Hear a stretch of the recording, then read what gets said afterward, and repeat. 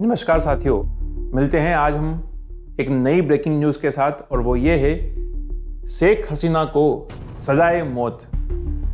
देखिए ऐसा है, यहाँ पर शेख हसीना है कौन, पहले तो ये समझ लीजिए। कई लोगों को ये नाम सुना हुआ लगता होगा। देखिए शेख हसीना बांग्लादेश की एक पीएम थी 2024 से पहले। हुआ क्या, अगस्त और जुलाई के मंथ में 2024 की बात कर रहे हैं, वहां पर स्टूडेंट का एक बहुत बड़ा प्रोटेस्ट शुरू हुआ रोजगार और रिजर्वेशन को लेकर। और ये प्रोटेस्ट इतना बड़ा कि इस प्रोटेस्ट को दबाने के लिए पुलिस ने अपनी कार्रवाई की और उस कार्रवाई में या उन गोलियों के अंदर तकरीबन 300 बच्चे मारे गए।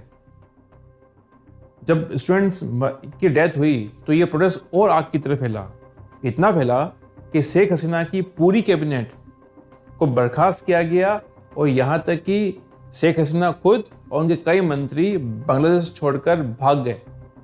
वर्तमान में अभी मोहम्मद यूनिस जो हैं वहाँ के पीएम हैं। जिन लोगों को मोहम्मद यूनिस नहीं पता है, मोहम्मद यूनुस एक बहुत ही ज़्यादा वेरी फेमस इकोनॉमिस्ट हैं।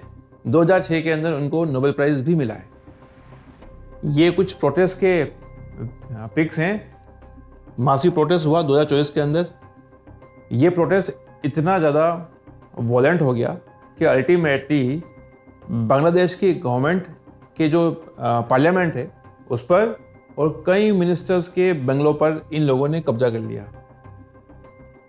बीच में वीडियोस भी आए थे कि ये वहाँ की चेयर्स को लेकर, वहाँ के गुलदस्तों को लेकर ये लोग जा रहे थे।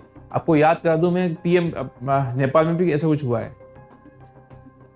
बात करते हैं आगे कि जब 300 स्टूडेंट्स की डेथ हो गई तो जो नई गवर्नमेंट बनी, मोहम्मद यूनुस की गवर्नमेंट, उस यूनुस गवर्नमेंट ने एक ट्रिब्यूनल को एस्टैब्लिश किया। उसका नाम था ICT, international crimes tribunal.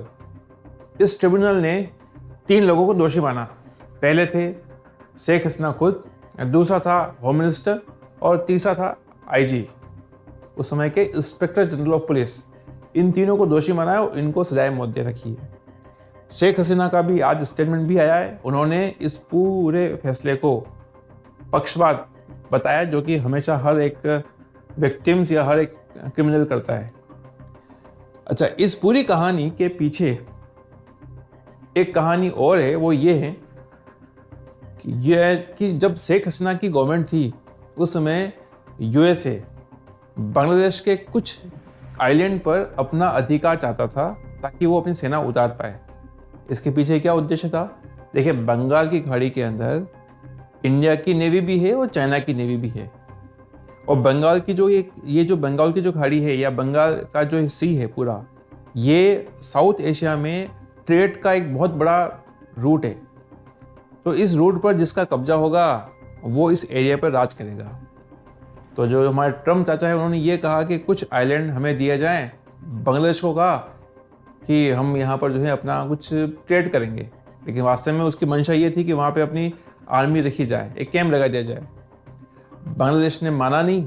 Ultimately USA ने इस प्रोटेस्ट के लिए फंडिंग करी, ऐसा कहा जाता है। और अल्टीमेटली शेख हसीना गवर्नमेंट को भी वहाँ से निकलना पड़ा।